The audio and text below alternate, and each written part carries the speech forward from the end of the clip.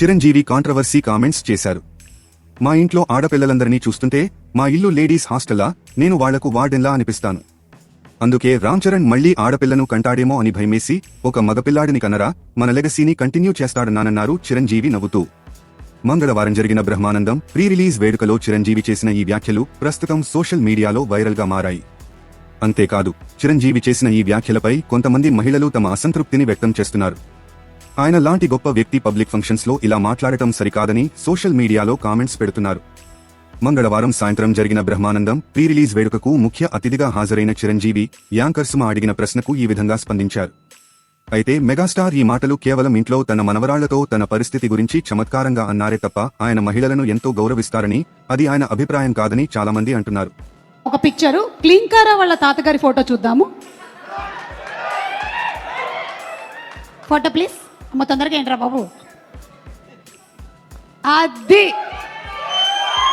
మేము ఇంకా ఫేస్ స్పష్టంగా చూడలేదు, కానీ విత్ ఆల్ ది మనవరాళ్ళు ఇంట్లో ఉన్నప్పుడల్లా నాకు మా గ్రాండ్ డాటర్స్ ఉన్నట్టు ఉండదు.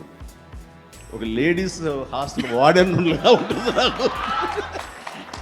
లేడీస్ హాస్టల్ వార్డెన్ లాగా చుట్టూ ఆడపిల్లలే, ఒక్క మగ డైరెక్ట్ చరణ్ ఈసారికి సరే ఇంకొక అబ్బాయిని కంటరా, మన లెగసీ కంటిన్యూ అవ్వాలరా అని కోరిక. తనకి అసలు ఈ ముద్దు ఈ అమ్మాయి అంటే మళ్ళీ ఇంకో అమ్మాయిని కంటడేమో నా భయం. Lovely kids. Thank you so much. ఇదిలా ఉండగా చిరంజీవి రాజకీయాల గురించి మరోసారి మాట్లాడారు.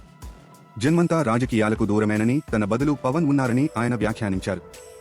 ఈ జన్మంతా రాజకీయాలకు దూరంగా ఉంటూ, సినిమాలకు అతి దగ్గరగా ఉంటూ, అక్కున చేర్చుకుంటూ ఆ కళామతల్లితో ఉంటాను. బ్రహ్మానందంతో పాటు ఆయన తనయుడు రాజా గౌతమ్ ప్రధాన పాత్రలో నటించిన బ్రహ్మానందం ప్రీ రిలీజ్ వేడుకలో మెగాస్టార్ చిరంజీవి స్పష్టంగా చెప్పిన మాటలివి. ఎందుకు ఆయన ఈ విధంగా చెప్పారు? రాజకీయాల గురించి ఆయన ఎందుకు ఇలా చెప్పవలసి వచ్చిందంటే, దేశంలో అగ్రనేతలతో చిరంజీవి ఇటీవల కలిసిన సందర్భాలు ఉన్నాయి.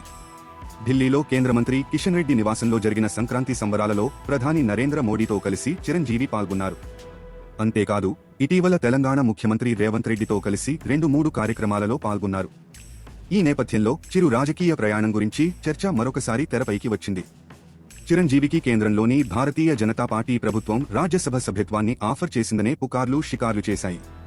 మరొక వైపు కాంగ్రెస్ పార్టీలోనే ఆయన కొనసాగుతున్నారని, తన ప్రాథమిక సభ్యత్వానికి ఆయన ఇంకా రాజీనామా చేయలేదని, అందువల్ల ఆయనను కాంగ్రెస్ సభ్యుడిగా చూడాలని ప్రచారం సైతం మొదలైంది. ఇటీవల జరిగిన లైలా ప్రీ రిలీజ్ వేడుకలో ప్రజారాజ్యమే జనసేనగా రూపాంతరం చెందిందని చిరంజీవి వ్యాఖ్యానించారు. ఈ తరుణంలో చిరు మళ్లీ రాజకీయాలలోకి రావాలని భావిస్తున్నట్లు కథనాలు వెలువడుతున్నాయి. దాంతో ఇక ఈ జన్మలో తాను రాజకీయాలలోకి వచ్చేది లేదని చిరంజీవి స్పష్టంగా చెప్పేశారు. చాలా మందికి డౌట్లు వస్తున్నాయి. ఏంటటు వైతాడాని, పెద్ద వాళ్ళందరికీ దగ్గర అవుతున్నానని, నన్ను వాళ్ళందరూ దగ్గర చేసుకుంటున్నారని ఏవేవో అనుకుంటున్నారు. సేవలు అందించడం కోసం తప్ప మరో ఉద్దేశం లేదు. నేను రాజకీయంగా వెళ్లడం అనేది లేదు. ఎటువంటి సందేహాలు పెట్టుకోవద్దు. రాజకీయంగా ముందుకు వెళ్లడానికి, నేను అనుకున్న లక్ష్యాలు సాధించడానికి, నేను అనుకున్న సేవ చేయడానికి పవన్ కళ్యాణ్ ఉన్నాడని చిరంజీవి తెలిపారు. తాజా సమాచారం కోసం లైక్ చేయండి, సబ్స్క్రైబ్ చేయండి, నోటిఫికేషన్ల కోసం గంట సింబల్ ఆన్ చేసి పెట్టండి.